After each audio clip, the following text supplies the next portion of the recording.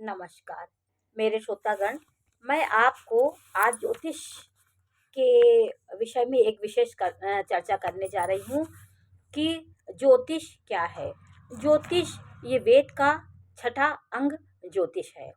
ज्योतिष एक ऐसा विज्ञान है जो हमारे अंतर्मन में चलने वाली व्यवस्था को, हमारे पूर्व कर्मों को, हमारे भविष्य कर्मों को ये हमें दिखाता है। ज्योतिष नेत्र है, वेदों का नेत्र है, जो हम अभिव्यक्ति मानव के लिए करते हैं, जो मानव कल्याण के लिए, जो अभिव्यक्ति मानव के कल्याण के लिए, या यम नियम और धर्म कर्म जो होते हैं, पाप पुण्य, ये ज्योतिष बताता है। ज्योतिष हमारे ग्रहों के अनुकूल, पिंड के अनुसार और प्रकृति के अनुसार चलने की एक व्यवस्था हमें बताता है। ज्योतिष नक्षत्र, वार, तिथि, करण, योग सबका मिला हुआ एक योग होता है, जिससे हमारा पिंड निर्धारित होता है, हमारे तत्व की जानकारी होती है, हमारा मन कैसा है। हमारा नक्षत्र हमारे पूर्व कर्मों को बताता है, क्या हम करके आए हैं, क्या हमें करना है, ये हमें लग्न बताता है। जीवन का उद्देश्य बताने के लिए हमारा ज्योतिष हमें प्रेरणा देता है। तो ये जानकारी हम ज्योतिष से ही प्राप्त करते हैं। जब हम शरीर त्यागते हैं तो 10 चीज प्रकृति छीन लेती है। जो 5 तत्व होते हैं उसको प्रकृति ले लेती है, और 5 ज्ञानेंद्रिया और 5 जो ये वायु होती है, अपान वायु, ज्ञान वायु और व्यान वायु, अपान वायु, ये वायु को छीन लेती है। तो ये जब प्रकृति इसको ले लेती है तो सूक्ष्म शरीर हमारा बचता है। 17 तत्व जो होते हैं वो उसको शरीर में चले जाते हैं। तो ये सूक्ष्म शरीर जो होता है ये फिर नई जन्म लेता है। जब नया जन्म लेता है, सूक्ष्म जीव सूक्ष्म शरीर में वो चला जाता है। 5 तत्व, 5 ये वायु, ये प्रकृति इसको ले लेती है। हमारा सूक्ष्म मन जो होता है वो फिर प्रकृति के पास चला जाता है।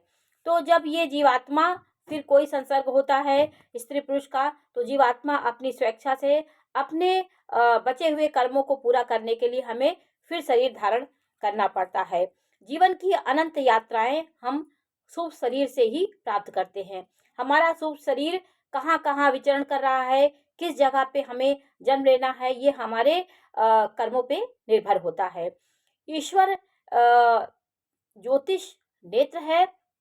ज्योतिष, ज्योति माने प्रकाश और ईश माने ईश्वर। ईश्वर का प्रकाश ये ज्योति है, जो ईश्वर हमें प्रकाशित करते हैं। ये ज्योतिष ऋषि मुनियों की एक बनाई व्यवस्था है, जिसके अनुसार हम चलते हैं। बहुत अध्ययन मनन और रिसर्च के बाद हमारी ये जो चीज़ें हमें प्राप्त होती हैं ऋषियों द्वारा, ये ज्ञान विज्ञान, ये हमें सही प्रेरणा देने के लिए और जीवन की सही ज्ञान देने के लिए हमें ये सब बताया जाता है।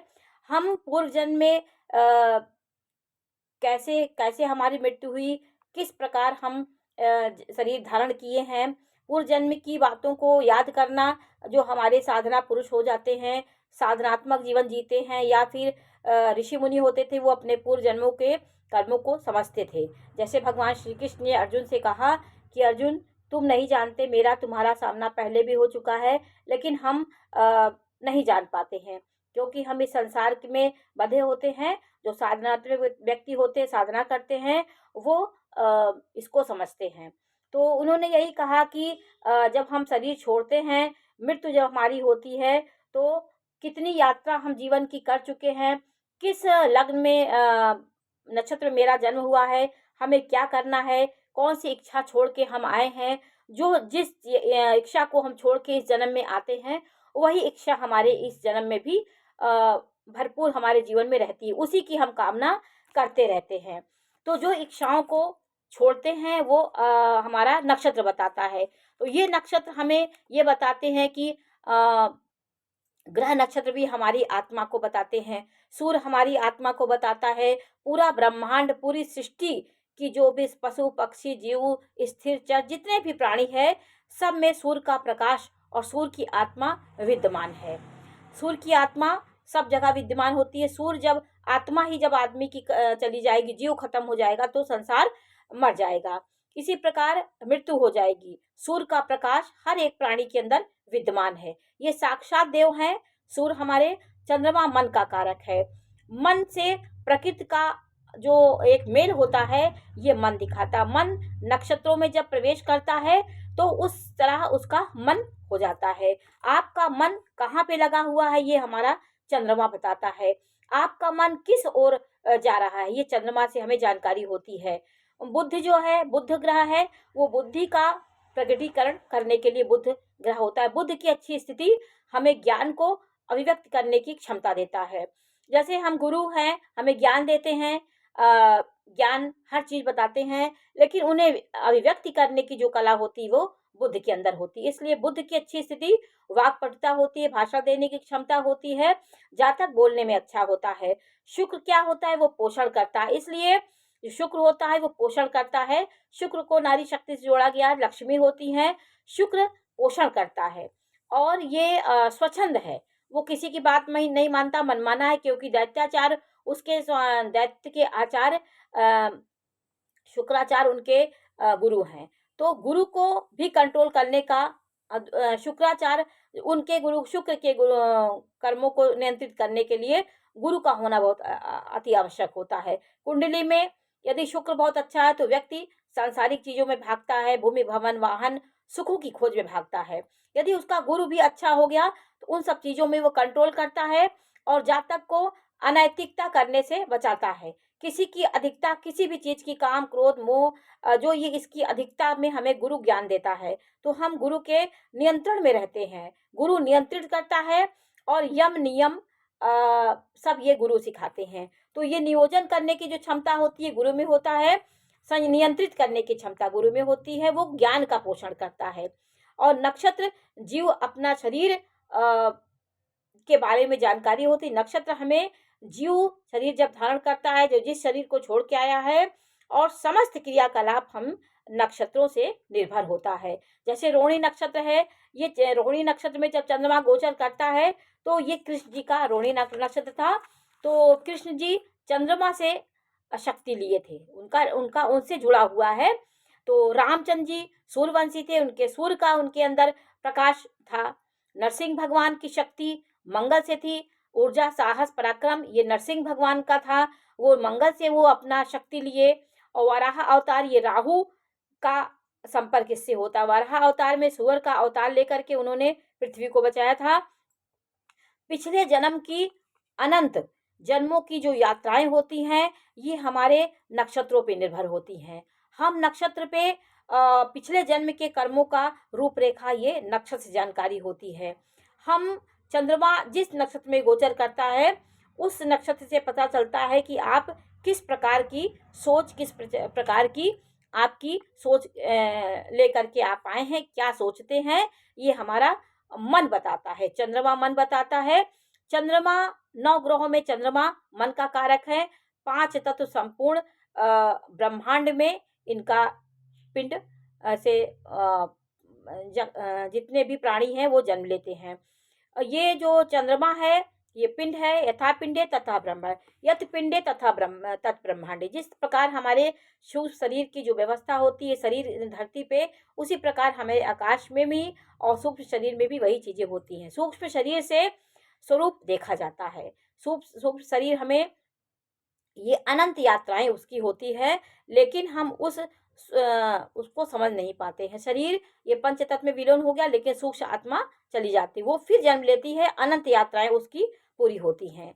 कभी कभी आप देखिए कि स्वप्न में आप स्वप्न देखते हैं तो आपका सूक्ष्म शरीर वो स्वप्न देखता है। स्वप्न में कभी कभी आप स्वप्न का प्रभाव इस जागृत शरीर में भी हो जाता है, आपको बेचैनी हो जाती, आप तुरंत उठ जाते हैं। तो कभी कभी ऐसा होता है सूक्ष्म शरीर में हम स्वप्न का अनुभव करते, जो भी अनुभव करते हैं हम सूक्ष्म शरीर से करते हैं। इसलिए पूर्वानुमान कभी कभी हमें लग जाता है। कभी कभी कुछ अनंत चीजें हमारे मन में उसका आभास हमें होता है। पूर्वानुमान हम लगा लेते हैं, मन से हम उसको पकड़ लेते हैं। कभी कभी ऐसे कहीं आप जाइए तो आपको ये लगता है कि यहाँ पे हम आ चुके हैं, या कोई कर्म ऐसे आप करते हैं तो आपको लगता है कि हम ये कर चुके हैं। तो ये एक साधना पथ होता है, उससे कभी हमारी इंद्रियां वहां तक पहुंच जाती हैं जो हम उसको समझने में गुल होते हैं। इसलिए हमें चंद्रमा की अच्छी स्थिति अगर होगी हमारी कुंडली में तो चंद्रमा उस चीज़ को पकड़ लेगा। जो हम सोचते हैं वही होता है। तो ये हमारे मन की एक गतिविधि होती है। वही बातें मन में होने लग जो बात हम सोचे हैं अगला भी वही बात तुरंत सोच लेता है। तो मन से मन का एक मिलन हो जाता है। आपकी ऊर्जा उसमें व्याप्त हो जाती है और एक दूसरे का जो कनेक्शन होता है, कनेक्ट होता है, वो आत्मा एक दूसरे से कनेक्ट होते हैं। दिखती नहीं है लेकिन सूक्ष्म जो आत्मा होती है, सूक्ष्म मन जो होता है, वो उस जगह जाकर के टच हो जाता है। तो आपको तुरंत एहसास हो जाता है कि इस व्यक्ति ने मुझे स्मरण किया या आपका वहाँ पे जुड़ाव हो गया। ये हमारे बताते हैं। तो ज्योतिष शास्त्र हमें यही बताता है कि आप यम नियम को से चलिए। ज्योतिष नेत्र है। नेत्र के बिना व्यक्ति अमार्ग में चल सकता है। उस जैसे नेत्र हमें अच्छे बुरे का बताता है, उसी प्रकार ज्योतिष भी हमें पाप पुण्य यम नियम के बारे में ज्योतिष हमें सिखाता है और हम उसको सीख करके अपने जीवन को व्यवस्थित यत पिंडे तत् ब्रह्मांडे की हिसाब से चलते हैं तो हम व्यवस्थित जीवन जीते हैं। प्रकृति के अनुकूल जब हम आप चलेंगे, उनके कष्टों के जो भी हम सहेंगे, उनको उसमें हम उतावले नहीं होंगे। कष्ट दुख जो भी आते हैं उनको हम सहेंगे तो ग्रहों की मार को सह करके जो भी हमें ग्रह दंड देता है, कभी भी हम यम नियम को लेकर चलते हैं तो प्रकृति भी हमारी अनुकूल होती है और हमें उस प्रकार का सुख देती है। तो आज हमने आपको ज्योतिष के बारे में कुछ विशेष चर्चा की। ये चर्चा आपको कैसी लगी हमें अवश्य बताइए। चैनल लाइक करिए, सब्सक्राइब करिए। मैं इसी प्रकार की जानकारी देती रहूंगी। नमस्कार।